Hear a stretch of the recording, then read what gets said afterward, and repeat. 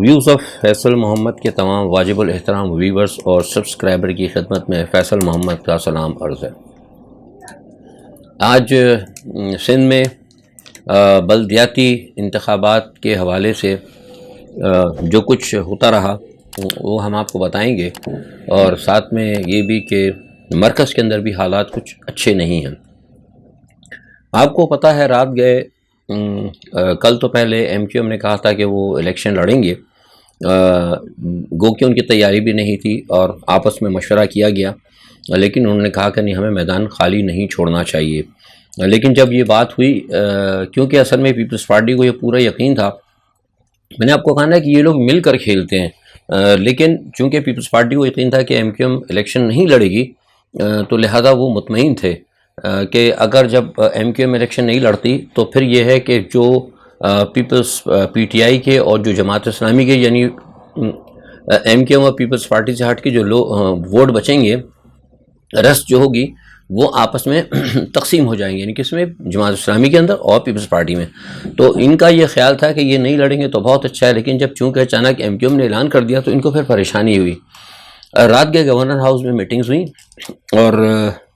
مراد علی شاہ صاحب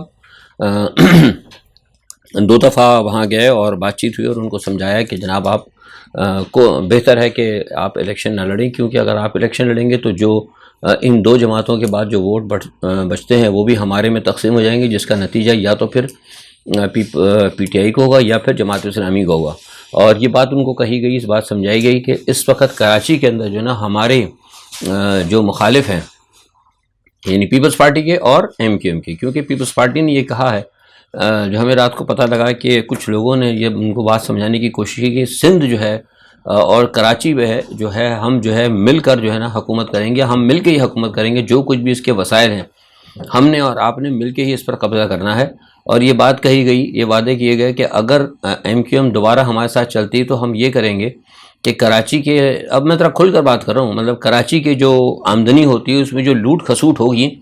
اس میں ہم ایم کیو ایم کو زیادہ حصہ دیں گے، اور جو حیدرآباد میرپور خاص سے بھی جو لوٹ کھسوٹ ہوتی ہے اس میں بھی ایم کیو ایم کو زیادہ پیسہ دیا جائے گا۔ یہ ساری جو لڑائی ہے نا، اس میں ملک اور قوم کی،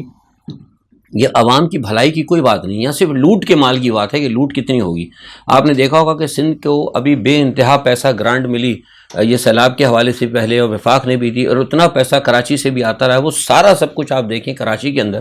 جو لوگ کراچی میں میرے ویلاگز دیکھتے ہیں ان کو پتہ ہوگا کہ کراچی اب جا کے ساری آپ روڈیں دیکھ لیں۔ آج بھی صبح مجھے کسی نے بتایا، انہوں نے کہا کہ جناب مسلسل یہ ٹی وی پہ اشتہارات چل رہے ہیں، اور حالت یہ ہے کہ کراچی کی ساری جتنی بھی ٹوٹی ہوئی روڈیں تھیں، وہ 2 دن 3 دن پہلے جب انہوں نے دیکھا کہ الیکشن کمیشن جو ہے ڈٹ گیا ہے الیکشن کے اوپر، تو انہوں نے جا کے جو روڈیں ٹوٹی ہوئی تھیں وہاں پہ ہلکے ہلکے پیچ لگا دیے، اور وہ کہہ رہے ہیں کہ ان کا کہنا یہ تھا کہ ہمیں پتہ لگا ہے، کچھ روڈوں کے انہوں نے نام بھی بتائے، ظاہر ہے اب یہاں اتنا ٹائم تو نہیں ہوتا میں آپ کو پوری ڈیٹیل دوں، لیکن وہ یہ کہتے ہیں کہ کچھ روڈ ایسی ہیں جن کے بارے میں پورے مطلب ان کو پیسے دیے گئے تھے کہ یہ پیسہ جو ہے یہاں پہ لگا کے اس پوری روڈ کو اکھاڑ کر یہاں پہ پوری مکمل بنانی ہے، لیکن وہ ساری انہوں نے پیچنگ کی، اور سارا پیسہ جو ہے وہ کہنا ہے کہ یہ لے کے چلے گئے۔ جو عمران خان نے کہی تھی نا بات، اس کو آج کراچی سے یہ کنفرم کیا گیا ہے کہ یہ سارا پیسہ جو ہے زرداری صاحب کو دیے گا، اور زرداری صاحب نے اس پیسے سے جو ہے نا پنجاب کے اندر خریداری اور لوگوں کو جو کہتے ہیں نا وہ جو ووٹوں کو خریدنا اور جو گھٹیا سودا جو ہے وہ کیا۔ مطلب یہ بات اب یہ عمران خان صاحب نے کہی تھی، لیکن اب یہ مجھے سندھ سے بہت اہم شخصیت نے مطلب یہ بات کنفرم کی کہ یہ پیسہ جو ہے نا پیپلز پارٹی یہاں اس طرح استعمال کر رہی ہے۔ تو یہ جو ہے نا چیزیں، اس کی وجہ سے پھر ظاہر سی بات ہے جب لوٹ کا مال ہے تو پھر مل کر کھانا ہے، یعنی طے شدہ انہوں نے کیا تھا کہ ہم نے کراچی اور حیدرآباد کو ہم نے اپنی مطلب ذاتی جاگیر سمجھنی ہے، اور اس جاگیر میں سے یہ ہے کہ ہم آپ کو کچھ تھوڑا سا زیادہ جو ہے نا حصہ آپ کو دے دیں گے۔ تو اس بنیاد کے اوپر پھر جا کے ایم کیو ایم نے اچانک ہی رات کو فیصلہ کرنے کے باوجود انہوں نے یہ اچانک اعلان کر دیا کہ وہ الیکشن نہیں لڑیں گے، اور ساتھ میں ان کا یہ اعلان یہ بھی آ گیا کہ ہم مرکز کے اندر حکومت کے ساتھ بھی اپنا تعاون جاری رکھیں گے۔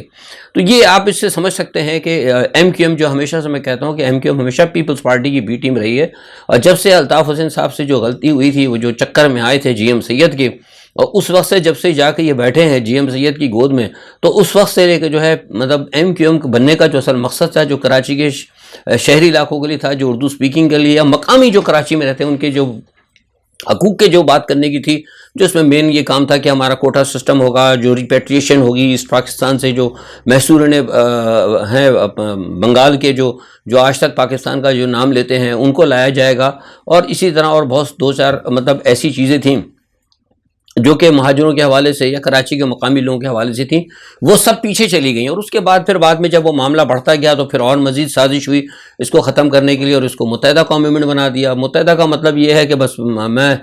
ہم متحد ہیں بھائی، سب ہمیں مطلب ہم متحدہ قومی موومنٹ، ہم پورے سب کو متحد کرنے کی بات کر رہے ہیں۔ یعنی کتنی مزے کی بات ہے کہ فیصل صاحب کو تو پوچھتا کوئی نہیں، پھرتے ہیں میر خوار، کوئی پوچھتا نہیں، لیکن انہوں نے سب کو اکٹھا کرنے کا ٹھیکہ لے لیا فیصل صاحب نے۔ یہ اس کے مترادف مطلب یہ بات تھی۔ خیر، تو اس تمام صورتحال کے اندر یہ الیکشن آج ہوئے ہیں حیدرآباد اور کراچی کے کئی علاقوں کے اندر۔ جو میں نے صبح مجھے فون بھی آیا اور میں نے بھی پتہ بھی کیا کچھ جگہ، تو دیکھنے میں یہ آیا کہ جو پی ٹی آئی کے کچھ کیمپس تھے اور کیا کہتے ہیں کچھ جماعت اسلامی کے جو کیمپ تھے وہاں پہ کچھ رونقیں تھیں، لیکن باقی جو ہے پیپلز پارٹی کے کیمپوں پہ کوئی رونق نہیں تھی۔ اب قطع نظر اس کے کہ ٹرن آؤٹ کم رہا، وہ اس کی وجہ بھی بتاتا ہوں، لیکن جتنا بھی رہا اس کے اندر بھی اگر کم ٹرن آؤٹ کے اندر بھی اگر تھوڑی بہت اگر رونق دیکھی گئی تو وہ کہتے ہیں کہ پی ٹی آئی کے پہلے نمبر پہ پی ٹی آئی کے کیمپس میں تھا، پولنگ اسٹیشنز پر، اور دوسرے نمبر پر جماعت اسلامی۔ یعنی اس کو اگر یوں ایمانداری سے کہیں تو یہ کہہ سکتے ہیں کہ کراچی کی اور حیدرآباد کے شہری علاقوں کے عوام نے ان کو رد کر دیا ہے۔ کس کو رد کر دیا؟ پیپلز پارٹی کو۔ ایم کیو ایم کو تو چلو تھی نہیں نا، وہ انہوں نے اپنا منہ چھپا لیا، اپنے آپ کو کور کر لیا، لیکن پیپلز پارٹی کو جن کی 83 سالوں سے حکومت ہے ان کو انہوں نے رد کر دیا۔ اچھا، اب ٹرن آؤٹ کم ہونے کی وجوہات یہ ہے کہ رات کو جس وقت انہوں نے ایم کیو ایم نے منع کیا تو اندری طور پہ اندرون خانہ انہوں نے خبر پہنچا دی۔ انہوں نے کہا کہ جناب کیونکہ ایم کیو ایم نے بائیکاٹ کر دیا ہے تو لہٰذا لوگ جو وہاں جائیں گے پولنگ اسٹیشنز کے اوپر ان کو خطرہ ہے کہ کہیں نہ کہیں سے کوئی ہنگامہ آرائی ہو جائے گی۔ آپ کو پتہ ہے نارمل دہشت گردی کے واقعات تو ہوتے ہیں، تو اس وجہ سے بھی لوگوں کے اندر ایک خوف تھا، کیونکہ پاکستان کا ماضی بتاتا رہا ہے۔ اور اس کے علاوہ بھی پھر آپ دیکھیں کہ جو میڈیا ہے، خاص طور پہ میڈیا کے اندر بھی کراچی کے بھی جو خاص طور پہ جو میڈیا جو کراچی سے سندھ سے جن کے ہیڈ آفیسز وہاں پہ، وہ کل سے رات سے انہوں نے 2 دن سے پہلے شروع کر دیا تھا کہ جناب کراچی کے 80% جو ہیں مطلب پولنگ اسٹیشن جو ہے وہ حساس ہیں۔ اب مجھے آپ یہ بتائیے کہ 80% حساس ہیں، اس کا مطلب کیا ہوا کہ مطلب یہاں ان پولنگ اسٹیشن پہ لڑائی ہو سکتی ہے، مار کٹائی ہو سکتی ہے، فائرنگ ہو سکتی ہے۔ فائرنگ ہونا تو عام سی بات ہے، مطلب لوگوں کی جانیں جا سکتی ہیں، تو مطلب ایک خوف آلریڈی پینک کریٹ کیا گیا ہے۔ میں بتا رہا کہ اس کے اندر کہیں نہ کہیں میڈیا بھی شامل ہے۔ میڈیا کے چند ایک ہو سکتے ہیں لوگ ہوں، لیکن میڈیا بھی کہیں نہ کہیں سے پیسے لے کے نا، ایک طرف تو وہ خان کے ساتھ ہوتے ہیں بھائی ٹھیک ہے خان صاحب آ گیا، لیکن دوسری طرف کہیں سے اگر آ رہا ہوتا نا تھوڑا سا کوئی اچھا سا گلابی رنگ کا لفافہ تو ذرا اس کو بھی پکڑ لیتے ہیں۔ تو یہ بھی انہوں نے کہ 80% جو ہیں مطلب وہ ہیں حساس ہیں۔ اب لوگوں کا ایک تو ٹی وی پہ یہ خبریں چل رہی ہیں، دوسرے ایم کیو ایم کی طرف سے یہ رومر چلا دی گئی۔ نتیجہ یہ ہوا کہ جو لوگ جانا بھی چاہتے تھے وہ مارے خوف کے نہیں نکلے، کہ ان کا یار ایسا نہ ہو کہ ایم کیو ایم والے کے مار دیں، ان کو پتہ ہی ہے جو ایم کیو ایم کا طریقہ کار ہے، تو اس وجہ سے بھی تھوڑا سا ٹرن آؤٹ کم رہا۔ ورنہ اگر ٹی وی پہ اس قسم کی بات نہ ہوتی تو میں سمجھتا ہوں شاید ایسا کچھ نہیں ہوتا۔ اور آپ نے یہ بھی دیکھا کہ ٹھیک ہے چھوٹے موٹے واقعات تو ہیں، ایک آدھ جگہ اندر سنا لڑائی جھگڑا ہوا ہے، کہیں حیدرآباد وغیرہ میں جامشورے وغیرہ میں کوئی ڈانٹ سوٹا ہوا ہے، اور ایک جگہ ہے کہ UC 12 سے پتہ لگا ہے کہ پریزیڈنگ افسر کو اغوا کر لیا گیا۔ تو بہرحال مطلب اگر دیکھا جائے تو جو دوسرے یہاں پاکستان کے اندر جو الیکشنز ہوتے ہیں اور جس قسم کی ایک فضا بنا دی تھی میڈیا کی طرف سے اور ان لوگوں کی طرف سے کہ بہت زیادہ خطرہ ہے، ایسا الحمدللہ کچھ بھی نہیں ہوا، اور جو بھی ہے جیسا بھی ہے کم ٹرن آؤٹ کی بنیاد کے اوپر ایک جو ہے الیکشن ہو گیا۔ اچھا، ایک تو یہ چیز ہے۔ اچھا، دوسرا یہ تو اب جو ہوا ہے اس سے تو آپ کو پتہ لگ جاتا ہوا کہ پی ٹی آئی اور جماعت اسلامی نے الیکشن لڑا، ٹھیک ہے۔ اب وہ جو بھی ہے جیسا بھی ہے، اب جب میں آپ سے بات کر رہا ہوں تو 5 بجے کا وقت ہے، الیکشن کے نتائج آنے شروع ہوئیں گے، لیکن مجھے لگتا ہے کہ اس کے اندر پی ٹی آئی شاید ہو سکتا ہے پہلے نمبر پہ ہو اور دوسرے نمبر پہ کہیں نہ کہیں جماعت اسلامی شاید یہ آئے گی، میرا بھی خیال ہے، کیونکہ ظاہر سی بات ہے ابھی میں نے اتنا تو اس کے اوپر بھی ورک نہیں کیا، لیکن ایک میرا تجزیہ ہے۔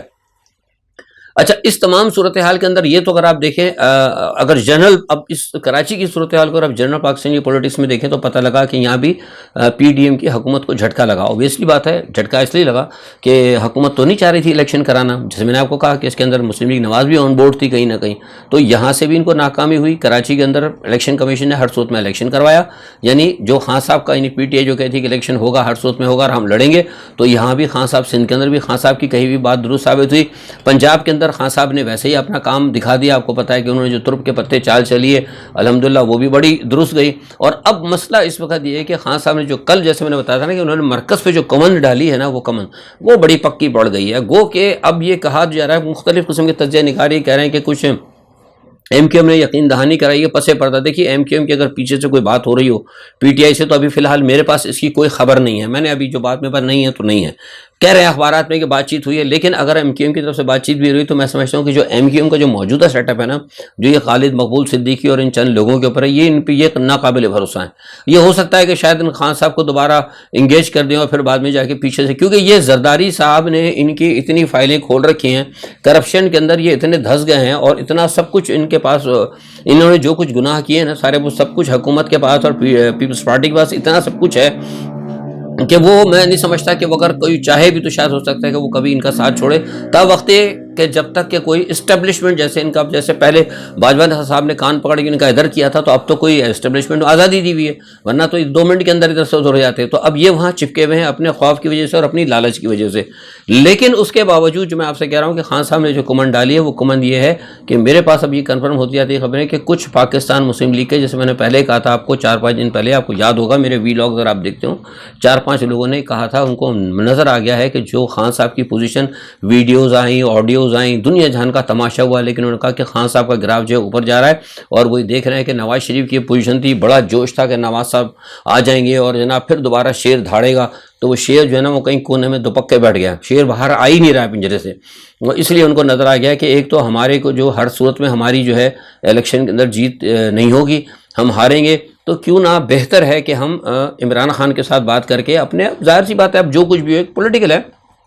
کہ ہم عمران خان صاحب کے ساتھ جائیں، اور اگر وہ نو کانفیڈنس ہوتا ہے تو وہ پھر یہ کہ غائب ہو جائیں گے بیچ سے، جو طریقے سے ہم کو جب یقین دانی ہو جائے گی. تو یہ جو ہے نا ایک چیز جو ہے بہت خطرناک ہے، اور مجھے لگتا ہے کہ اسی کی بنیاد کے اوپر شاید ہو سکتا ہے کہ عارف علوی صاحب، جیسے میں نے 2 دن پہلے کہا تھا کہ عارف علوی صاحب کے درمیان کچھ رابطہ ہوا ہے پی ٹی آئی کے درمیان اور عارف علوی کے درمیان، اور اس میں کچھ چیزیں طے کی گئی. اب میں وہ سب باتیں نہیں بتاؤں کیونکہ ظاہر ہے میں کو فواد چودھری تو نہیں وہ ساری چیزیں کھول دوں کہ میرا وی لاگ جو ہے ذرا مطلب اگر کو 5,000 لوگ دیکھتے ہوں تو 15,000 دیکھ لیں، کیونکہ مجھے ویوز کی کوئی اتنی لالچ نہیں، میں صرف لوگوں کو بتانا چاہتا ہوں سچ.